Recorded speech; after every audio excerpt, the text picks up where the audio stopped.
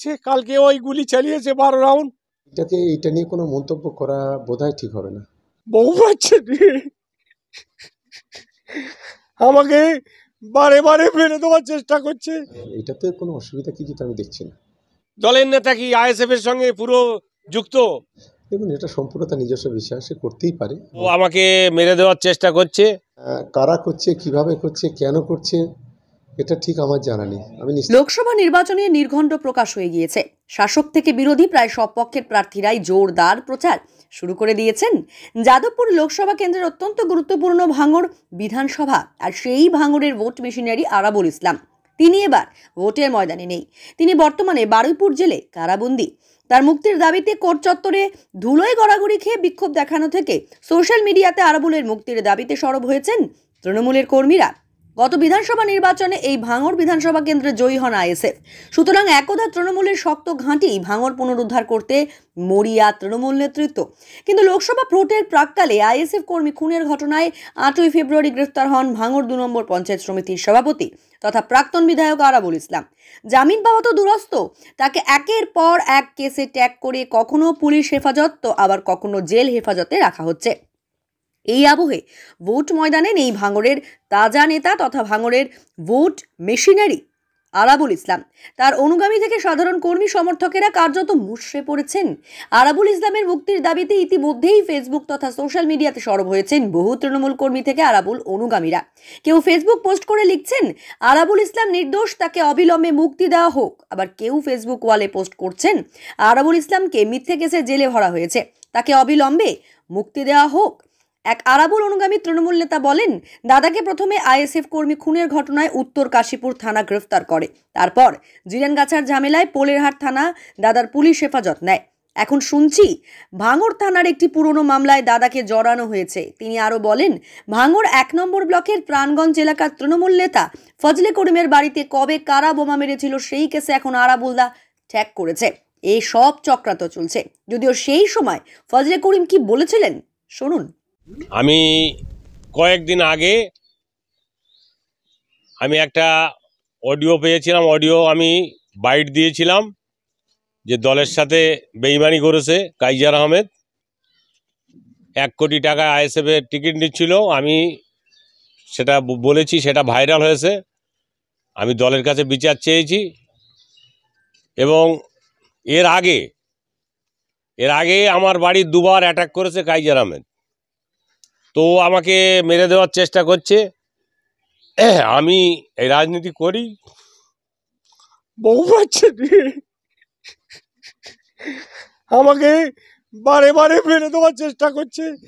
আমি তৃণমূলটা করি, আমি অঞ্চলের সভাপতি দীর্ঘদিন। তা ওই বারবার ওই কাইজার আমাকে মারার চেষ্টা করছে। কালকে ওই গুলি চালিয়েছে 12 রাউন্ড। পুলিশ এসছে, পুলিশ সব গুলি উদ্ধার করে নিয়ে গেছে, গুলির খোলগুলো। সারা রাত পুলিশ ছিল। আমি আমার খাটে শুয়েছিলাম, সেই খাটে গুলিবিদ্ধ হয়েছে। অল্পের জন্য আমি বেঁচে গিয়েছি। তা আমি দলের কাছে, মমতা ব্যানার্জির কাছে, অভিষেকের কাছে এর কাইজারের বিচার চাই। এছাড়া আমার আর বলার কিছু নেই। আমি তো মারা যেতাম। এই পরিস্থিতি আমার মনে হয়েছে। কাইজার আহমেদ তো আপনারই দলের নেতা কি আইএসএফ এর সঙ্গে পুরো যুক্ত? আপনারা তো দেখেছেন তার অডিও, নিজের বক্তব্য। সে তো 1 কোটি টাকাতে টিকিট নিচ্ছিল এবং দলকে এখানে রেজাউল করিমকে হারিয়ে দিয়েছে। নাম প্রকাশে অনিচ্ছুক এক আরাবুল অনুগামী তৃণমূল কর্মী বলেন, এসব হচ্ছে চক্রান্ত। আরাবুল দাকে রাজনৈতিক ময়দান থেকে সরিয়ে দিতে চক্রান্ত চলছে। সোশ্যাল মিডিয়াতে প্রতিবাদের পাশাপাশি এবার একেবারে বারুইপুর কোর্ট চত্বরে আরাবুল ইসলামের মুক্তির দাবিতে ভাঙড়ের বামনঘাটা গ্রাম পঞ্চায়েতের তৃণমূলের পঞ্চায়েত সদস্য দিলীপ পাত্র ধুলোয় গড়াগড়ি খেয়ে বিক্ষোভ দেখান। তার দাবি, দাদাকে মিথ্যে কেসে ফাঁসানো হয়েছে, দাদার মুক্তির জন্য ঠাকুরের কাছে মানত করেছে, কোর্ট চত্বরে ধুলোয় গড়াগড়ি খেয়েছি। আজকের এই কেসের আরাবুল্লার মিথ্যা কেসে ফাঁসানো হয়েছে।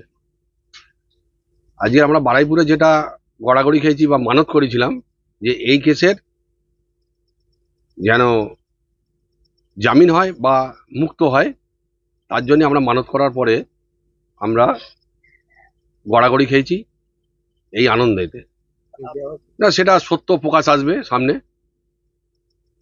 সত্য প্রকাশ হবে। এটা ফজল করিম, যে ফজলা করিমের যে বাড়ি গুলি চলেছিল, সেই কেসের আজকের কোর্টে উঠেছিল, সেই কেস দাঁড়াতে পারিনি, সেটা আমরা জয়যুক্ত হয়েছি বা আমাদের আরাবুলদারই পক্ষে জয়লাভ হয়েছে। আরাবুল ইসলামের নামে কি ফজলে করে লিখিত অভিযোগ করেছিল? না, এটা করিনি, এটা 2021 সালে হয়েছিল। কিন্তু এখন কেন পুলিশ? সেটা পুলিশ জানে, আর যারা মিথ্যা কথা মানে সাজিয়ে আরাবুলকে ফাঁসানো হচ্ছে সে তারাই বুঝবে। কারা ফাঁসাচ্ছে মানে সত্যের তো জয় হবে একদিন, ও লোক বেরিয়ে আসুক, আর আইন আইনের পথে চলবে, এটাই আমরা চাই। যদিও এ বিষয়ে ভাঙড়ের পর্যবেক্ষক শওকাত মোল্লা বলেন, দেখুন, এটা সম্পূর্ণ তার নিজস্ব বিষয়, সে করতেই পারে। হয়তো সে একজন দলের অনুগত সৈনিক হিসেবে দলের একজন কর্মী জেলে আছে, স্বাভাবিক কারণে সেটা করতেই পারে, এটাতে কোনো অসুবিধা কিছু তো আমি দেখছি না। ভাঙড় জুড়ে ফেসবুকে পোস্ট হচ্ছে যে অন্যায়ভাবে আরাবুল ইসলামকে গ্রেপ্তার করে রাখা হয়েছে, দলেরই কোনো একটা অংশ তাতে মদত দিচ্ছে। দেখুন, এটা সাব জুডিশিয়াল ম্যাটার, এই বিষয়ে কিছু বলবো না, যেহেতু এটা বিচারাধীন বিষয় রয়েছে, যেটা কেসে সেখানে হিয়ারিং চলছে, এইটা নিয়ে কোনো মন্তব্য করা বোধহয় ঠিক হবে না। পঞ্চায়েত সদস্য দাবি করছে যে তাকে মিথ্যা কেসে ফাঁসানো হয়েছে, সেগুলো শাসক দলের মতো, তাকে কীভাবে মিথ্যা কেসে ফাঁসানো? দেখুন, আইএসএফরা তো অনেক মিথ্যা কেস আমাদের নামে করেছে, সেই হিসেবে হয়তো সে বলেছে, কারণ আইএসএফরা যে কমপ্লেনটা করেছে সেই কমপ্লেনটা তো সম্পূর্ণ মিথ্যা, এটা তো আর নতুন কিছু না, এটা তো একেবারে ঠিকই বলেছে। ভাঙড় একের একটি তৃণমূল নেতা তার বাড়িতে গুলি চালানোর ঘটনাতেও নতুন করে নাম জানানো হয়েছে আরাবুল ইসলামকে। দেখুন, এটা প্রশাসন কিভাবে বিষয়টা দেখছে আমি জানি না, এটা সম্পূর্ণ আইনের বিষয়। আমরা সবাই অনুরোধ করবো এইটুকু প্রশাসনের, যে মিথ্যা কেসে কাউকে না ফাঁসানো বা মিথ্যা কেসে কাউকে না দেওয়া, যদি সে কেউ যুক্ত হয় 100 বার তার নাম যুক্ত হোক, কোনো আপত্তি নেই, সেটা পুলিশ প্রশাসন সঠিকভাবে ইনভেস্টিগেশন করে যদি মনে হয় যে কেউ জড়িত, নিশ্চিতভাবে দিতে পারে। ভাঙড়ের তৃণমূল নেতা ফজলে করিম, সেই ফজলে করিমের বাড়িতে যে গুলি চালানো হয়েছিল সেই কেসেই আজ আরাবুল ইসলামের নাম উঠেছে এবং বলছে যে তখন সেই সময় অভিযোগ করা হয়নি আরাবুল ইসলামের বিরুদ্ধে, কিন্তু এখন নাম জড়ানো হচ্ছে, এবং বাড়িতেও বলা হয়নি আরাবুল ইসলামের নাম। কিন্তু এটা কি কারা করছে, কিভাবে করছে, কেন করছে, এটা ঠিক আমার জানা নেই। আমি নিশ্চিতভাবে যখন বিষয়টা শুনলাম, আমি গতকালকে শুনেছি হাকিমুলের কাছ থেকে, এই বিষয় নিয়ে নিশ্চিতভাবে প্রশাসনের সঙ্গে কথা বলব।